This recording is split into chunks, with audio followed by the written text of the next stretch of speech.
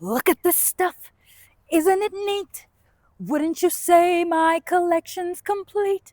Wouldn't you say I'm a girl who has everything? I've got gadgets and gizmos aplenty. I've got bidgets and badgets galore. But I want more. I want to be where the people are. I wanna see them dancing, walking around on those, what do you call them? Feet. I could sing the whole song, but that's not what we're here for.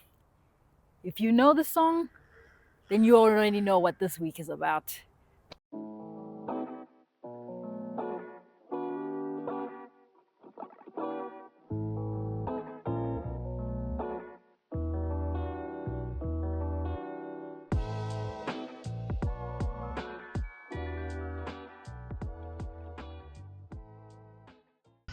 In terms Now, the prompts for this week were all about reflecting on the diverse stories that have shaped who I am today.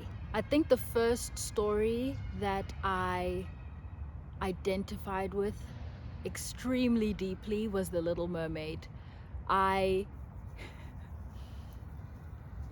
So it made such an impact on me that anytime I had a paper and a crayon or a pencil or a coloring anything, I'd be drawing mermaids.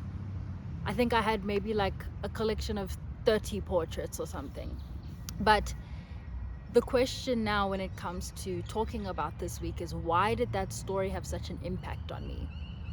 That, and I would say the Sleeping Beauty as well. And when I thought about it, I think the main similarity between the two of them is both Ariel and Aurora were very curious people, and their curiosity got them into trouble, but ultimately the trouble that they were in taught them a really, really valuable lesson about either themselves or the world or their sense of purpose.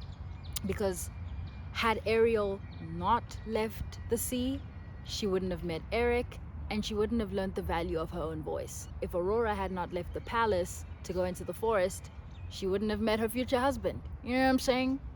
So in the same way, as a child, before I even had the capacity or the idea of exploring my curiosities in the real world, I was already identifying with that trait in myself.